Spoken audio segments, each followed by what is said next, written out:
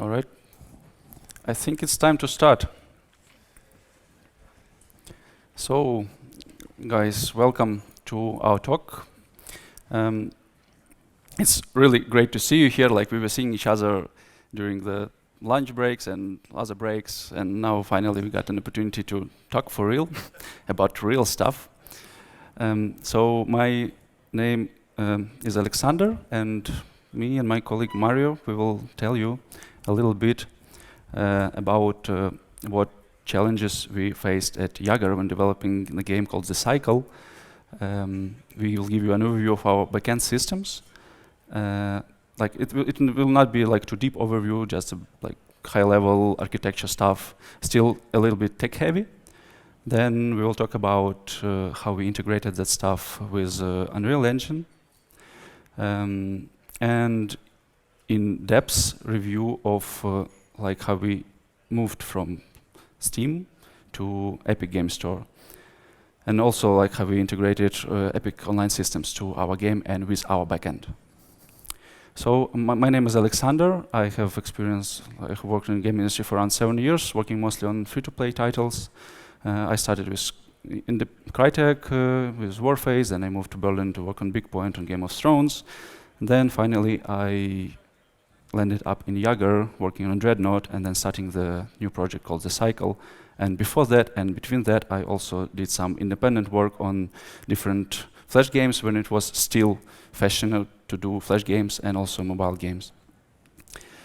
So what is The Cycle? The Cycle is a well, first-person shooter that we call it PvPvE, where you compete with other players by completing contracts and gaining points for doing that.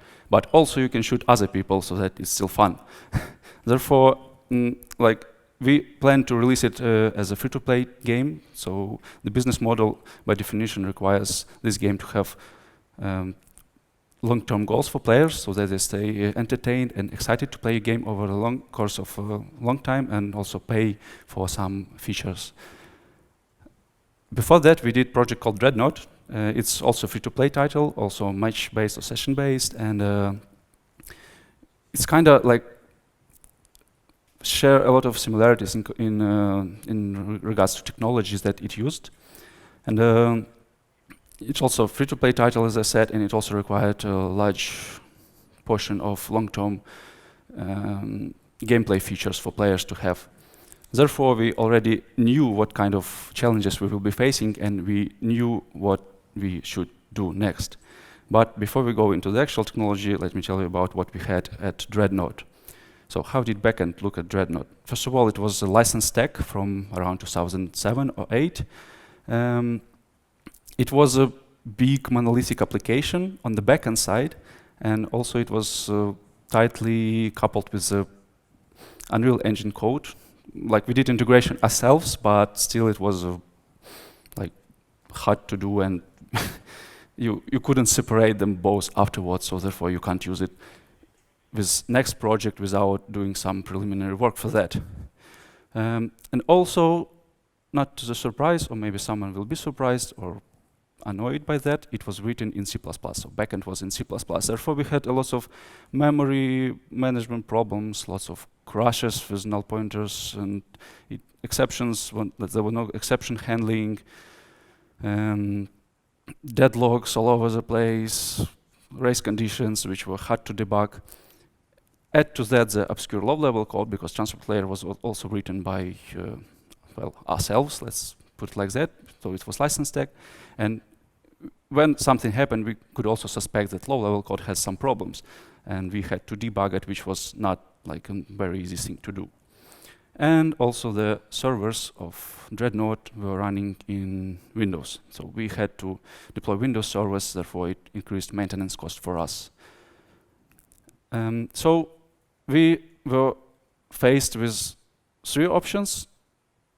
Third-party solution on own backend, but running microservices, and that thing that I just described.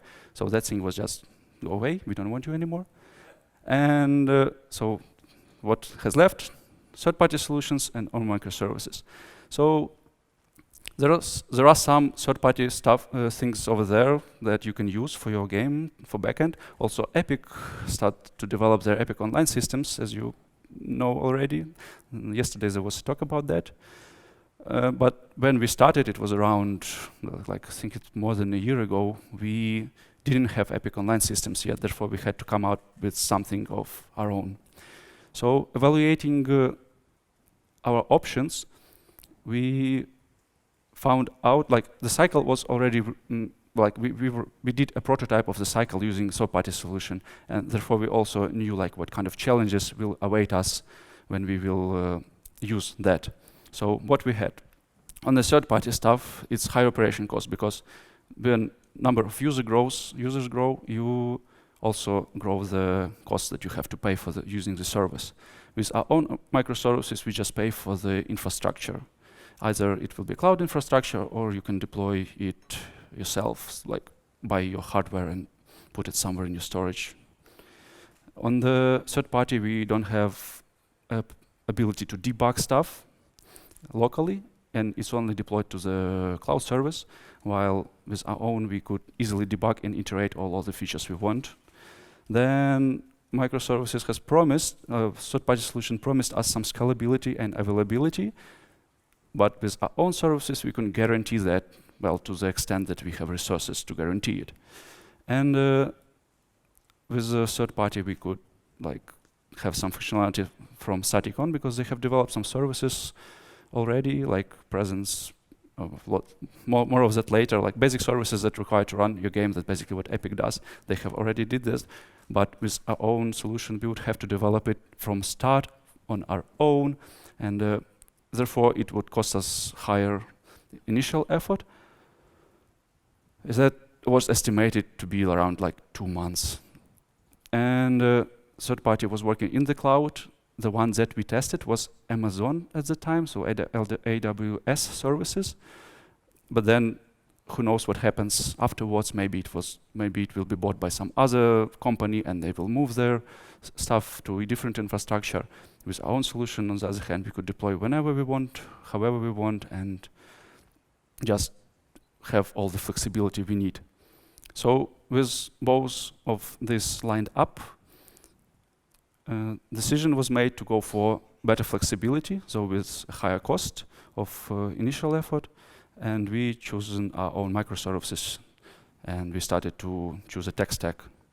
So for the tech stack, what were we aiming for is, first of all, modularity, so that like it's microservices, therefore each of them has to be modular and independent from others.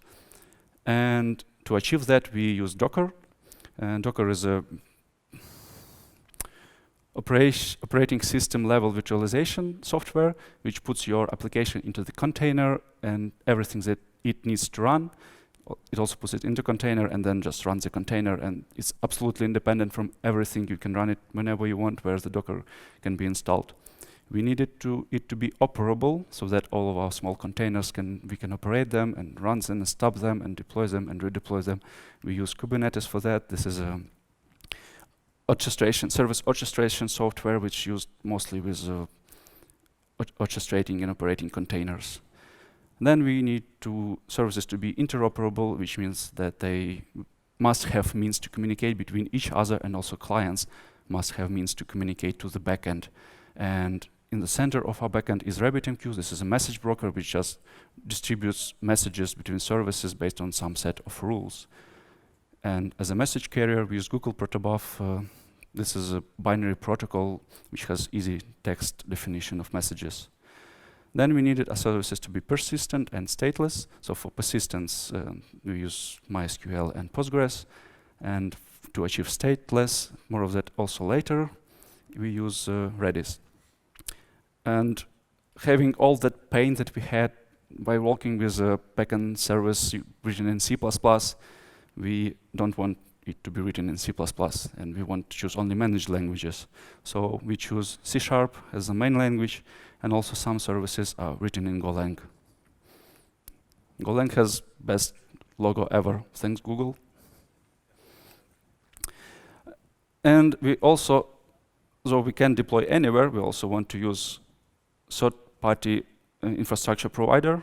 So we decided it would be Amazon for the time being, because we don't want to have our infrastructure and bear all the costs that with maintenance that come with maintenance of that infrastructure. And so we delivered this to the company management, and they approved. Therefore, we started our awesome development cycle of backend for the game called The Cycle, no pun intended. And in the center of our services, as I said before, is RabbitMQ. Then we need a point where clients can connect. That's called gateway. You can see that these endpoints here, those are both TCP endpoints, and gateway holds TCP connection over SSL. It's persistent connection with all clients. After that, we added some basic services that go with every backend solution that you can have, like for every game. So we have our presence service, which tells you what players are connected currently. We have messenger service, which allows them to communicate between each other and also write messages via chat or whatever messaging system you can come up with. We have matchmaking service that puts players to groups together and pushes them to rooms. Rooms is basically a service that has knowledge of all the players that are currently playing any game and has a knowledge of dedicated servers that are assigned to those rooms. And we have configuration service, which allows to configure everything that is related to backend operation and also on the client. So this service allows you to configure both backend services and all the clients that are currently run the game. And data servers is responsible for taking care of dedicated servers that are run in the cloud together with the backend. Also, there's this YAGER auth thingy, so we need to authenticate somehow to the gateway. How our gateway works is that you need an authentication token, which is generated by YAGER auth. So we added these basic services, then we need to add some analytics so that we can collect data as soon as possible. Data is very important to make right decisions during your life cycle of the game. So we added those analytics services. One of them is used to get data from the dedicated servers. Another one is used to get data from backend services, and they are independent. And then we started to add some game logic services. We decided not to go like super small. We just divide our game logic into larger services so that we don't have to bear with all the maintenance of smaller services. The first one is progression, which is responsible for progression within the game, whatever your progression is. Our progression is related to faction progression, when you progress with factions and you can unlock more advanced items. The other one is inventory, which deals with all the items that player has, with modification of items, customization of characters, and so on. And also the squad mode is a very important part of our game.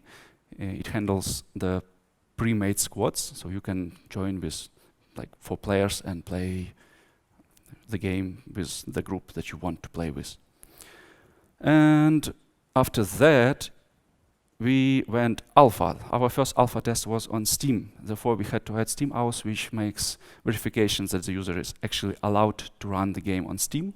And following the latest game development trends, game development industry trends, we also moved to Epic Game Store.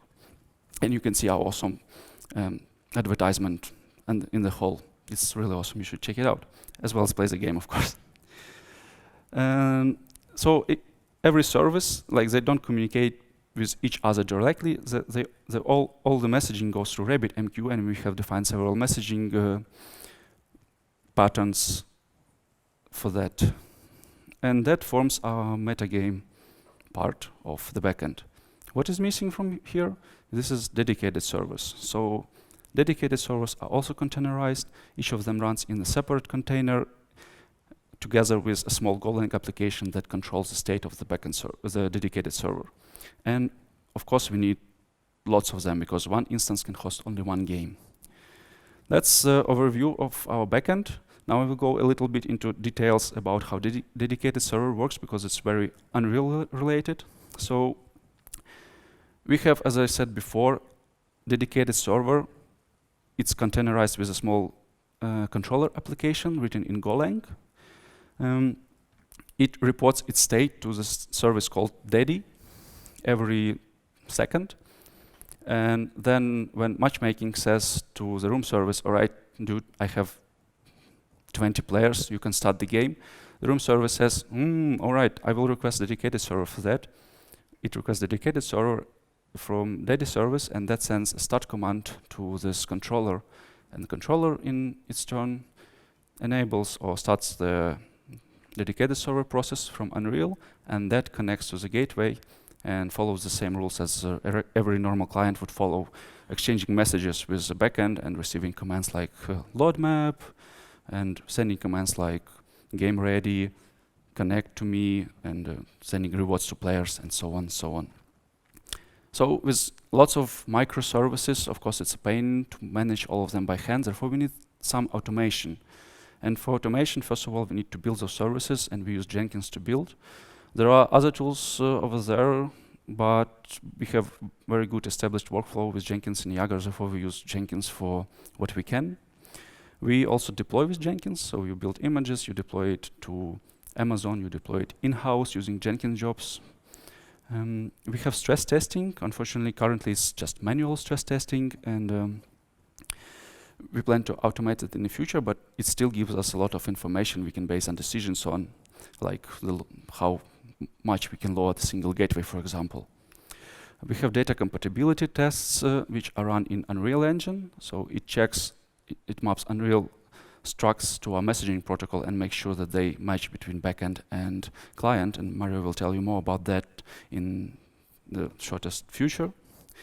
We also have client backend compatibility to make sure that clients that connect to the backend have the same version as dedicated servers that are running in the cloud. And we have automated SOC tests, which basically simulates lots of clients. Like we have computers, dedicated PCs that start Unreal Engine clients, and some robots magically just move around and like simulate real human behavior. Then we need to deploy that stuff. So we define a Kubernetes manifest for each individual service. It's in a YAML file. And then using that manifesto, we can deploy that anywhere we want, either in-house, AWS, Azure, you name it, whatever future service will be there. As long as there's Docker, there's Kubernetes, you can deploy it there. And also we can deploy multiple environments on a single deployment. So, for example, in-house we have main environment, we have automation environment, and like in our AWS instance, we have main, PTS, release, whatever is suitable for us. And we need our services to be high available so that like if one instance fails for some reason, like it crashes or it has some error and cannot process any more requests, other services still can process all requests that come after that. And that is where stateless comes. So we continue from previous diagram. I will describe how we deploy it to Amazon. Let's get rid of this metagame stuff. So we put all of this to AWS.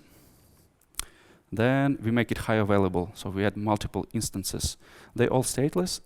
If one instance fails, other instances can be brought up and started, and they will read the state from the Redis and will just continue from whatever state the previous instance that has crashed had. So we have multiple instances. Now we have to decide to which instance to send the request. Therefore, we add load balancer.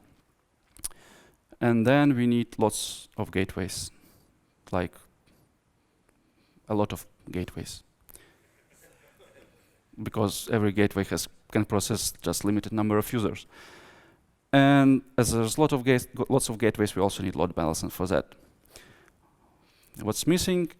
Again, dedicated servers.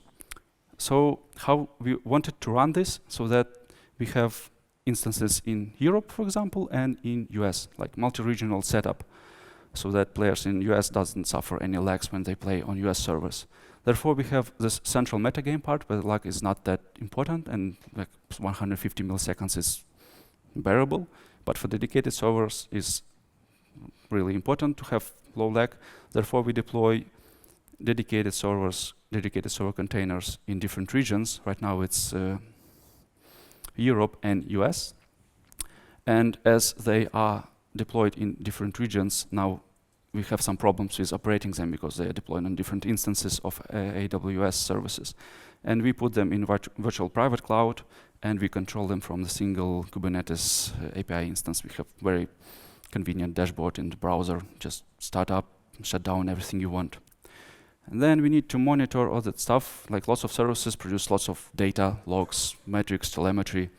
We use Elasticstack to get all the logs.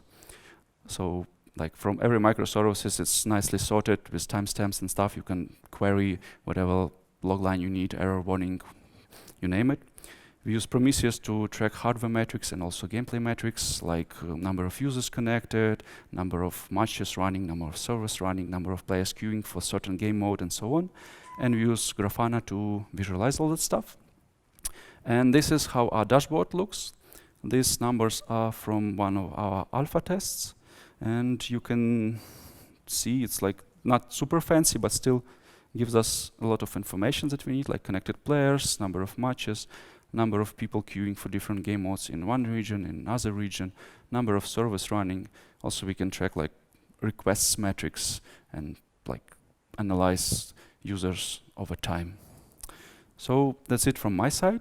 I hope you have a better understanding of our backend services, and now Mario will tell you about how we integrated it with Unreal Engine and how we integrated Epic Game Services with our backend and client, and how we moved to Epic Game Store. Thank you. Hello, everyone. I am Mario Arnaldos. I am a lead game engineer, and I guess you might share the feeling that I had every sufficiently advanced technology is indistinguishable from magic, and for us this was backend magic. Every game engineer was quite aware that this was another realm, so I'm going to explain a bit of the things that helped us cross that bridge and make sure that everyone understood what was on the other side, and we could work together to get the game progressing. So I'm going to go through the UE4 client integration, and here client means the server and the client. I'm going to talk about how we map the data that we are using in backend and in server and client at the same time, and I'm going to go through the Epic Store integration. First, a bit of history from the client side. As mentioned, the Dreadnought backend was a single monolithic application that had to be run locally and built locally, and it was deeply connected what the client version was, and every tiny issue in the data that you had in the client or in backend, how you processed, what you were sending or receiving, it made it crash completely. And it was quite a burden for individuals. If you were developing any feature, you had your development block, but it was especially important whenever anything went to Perforce and it blocked a playtest, or it blocked the whole team from progressing for a while. So when we started the new game, we had new challenges and we wanted to do it better. We wanted to make sure that the client and backend integration should be very straightforward and smooth, that there wouldn't be any issues along the way, and we wanted that the backend should never block that development. That was super important for us. So the client should be able to run independently without backend, and we should be able to have fake backend information to be able to play as if we were connected to backend, but without it. So for that, I'm going to explain first the integration protocol that we are using into the client. This is a bit of the structure that we have. This is the part that defines protobuf. Protobuf is a protocol transmission binary transmission protocol that is provided by Google, is incredibly tested by anyone that needs it, and it's available for many languages. You can define in a text a message, and you can translate it to C++, Go, or many other languages that you want, and you can also translate to C++, and from there translate it to ustruct. This is the typical text file that defines a simple message.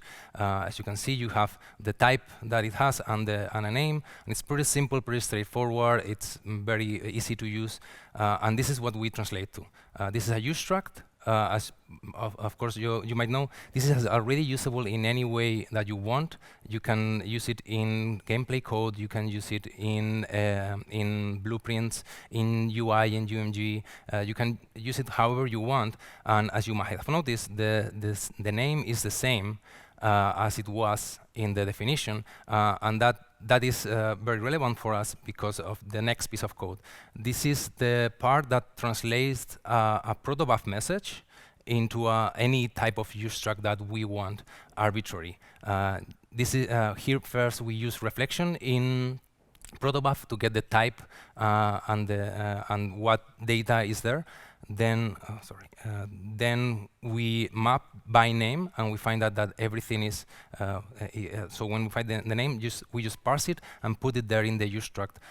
So it's pretty simple and pretty straightforward, but it makes everything so smooth and so contained that it's super easy to detect any issue. This is the symmetrical part that will turn into other direction. Is even simpler. We just use Unreal Reflection to get the property name, and mapping, again, name by name. We just find it in the protobuf description and add the property to the protobuf message that is outputting.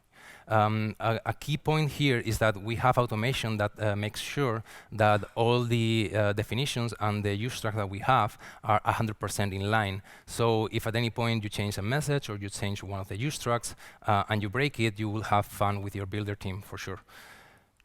Now that we have the vision of how we translate this part, is that, yeah.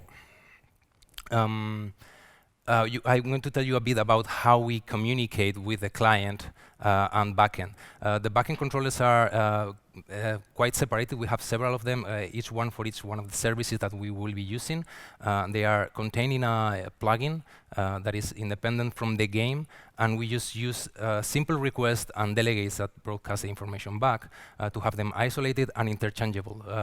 Potentially, you could even have our own plugin and change some of the inventory or progression logic, and you could use already our backend solution out of the box. I'm going to, so this is a typical controller, the public interface to send the messages and receive delegates back.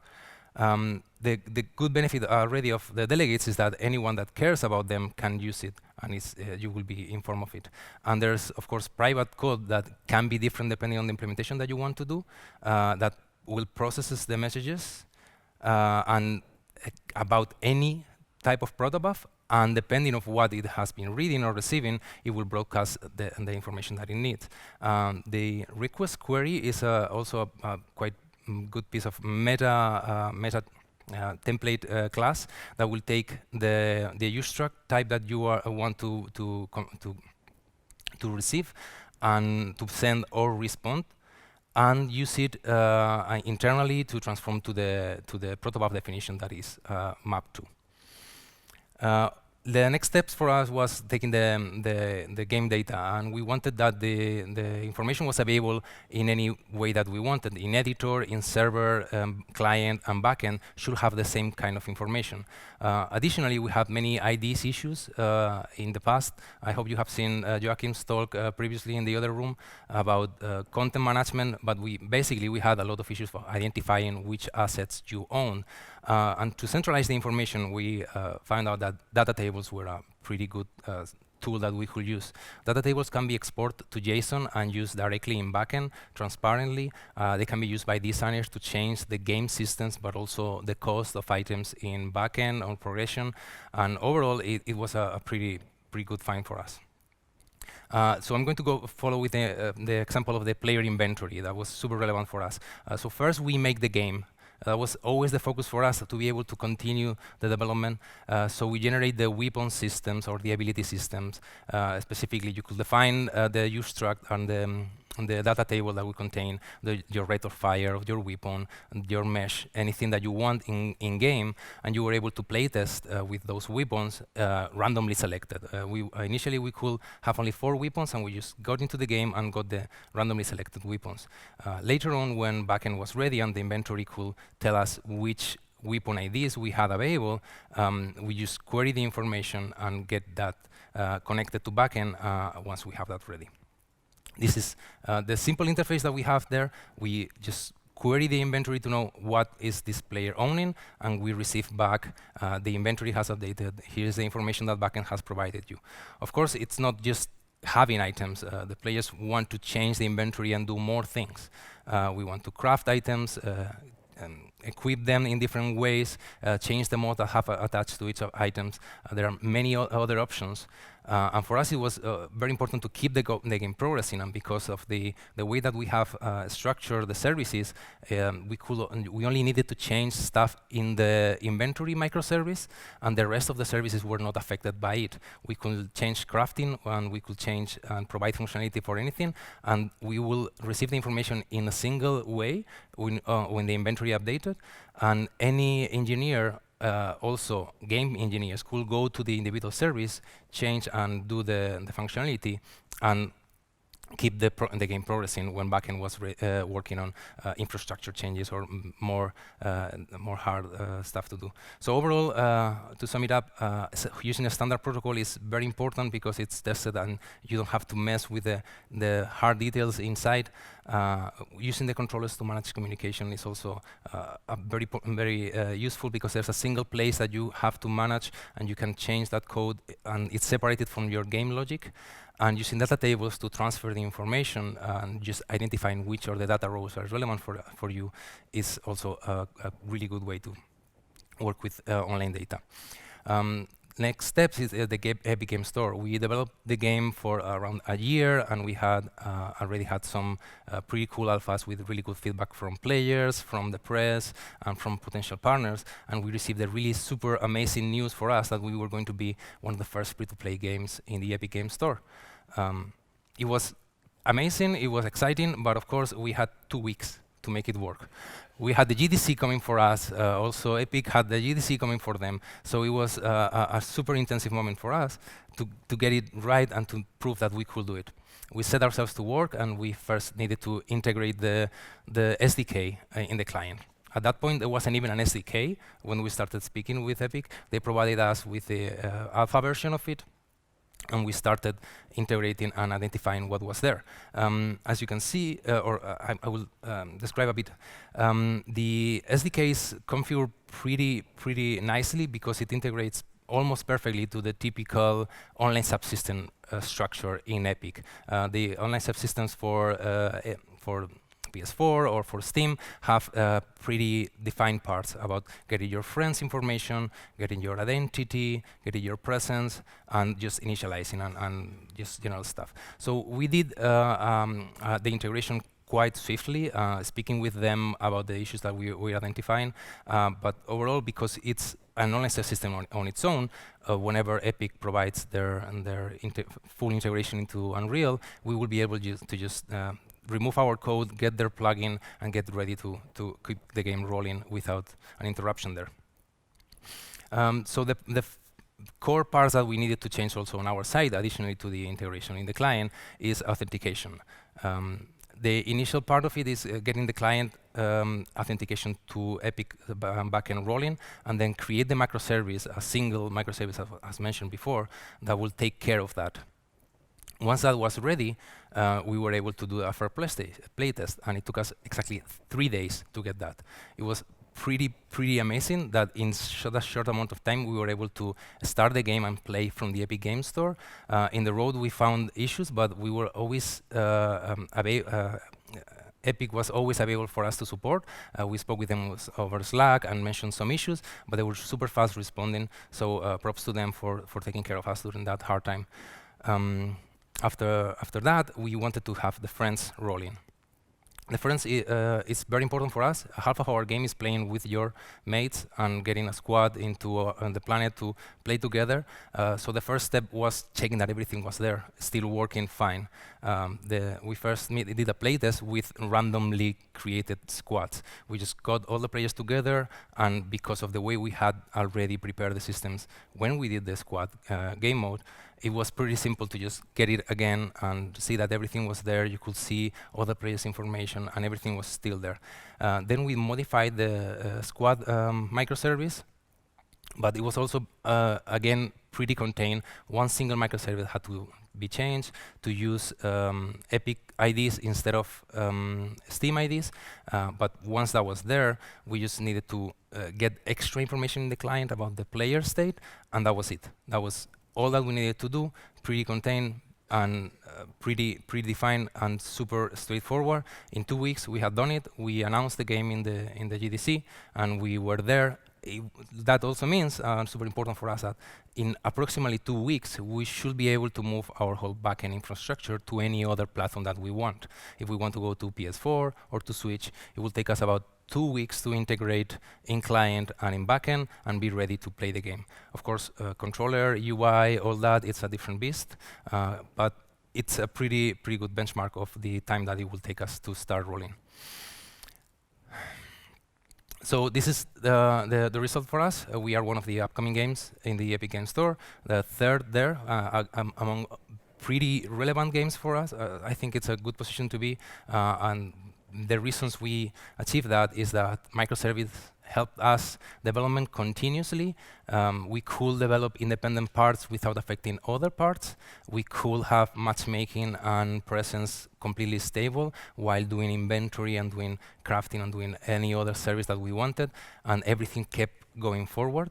The fact that we had a standard protocol and data tables also helped maintain the game progressing independently from the backend architecture, and the fact that we enable ourselves to do full stack development and support the backend team in specific features help that to not be constrained by specific points in time that the schedule was too tight for backend. Of course, there are things that we need to improve. As mentioned, we need more automation for code. There are pieces that could be 100% automated, and we don't have them yet, but we will get them for sure. We should have proper stress testing, but overall, the fact that the last alpha was playable for 3 days straight without a single service crashing or a single game server crashing shows that the architecture is super stable and super maintainable. So this is one of the captures of the game. I think the game has a little bit of everything for everyone that wants to play games. You can be, you can explore the game, you can fight monsters, you can do objectives, you can play against other players or together with other players. And in the same way, we as a company have a little bit for everyone. If you want to do backend, if you want to do gameplay, if you want to do tools or designer, we are really open team that will welcome very warmly, and we don't do crunch, so really consider this and play our game. Thank you very much.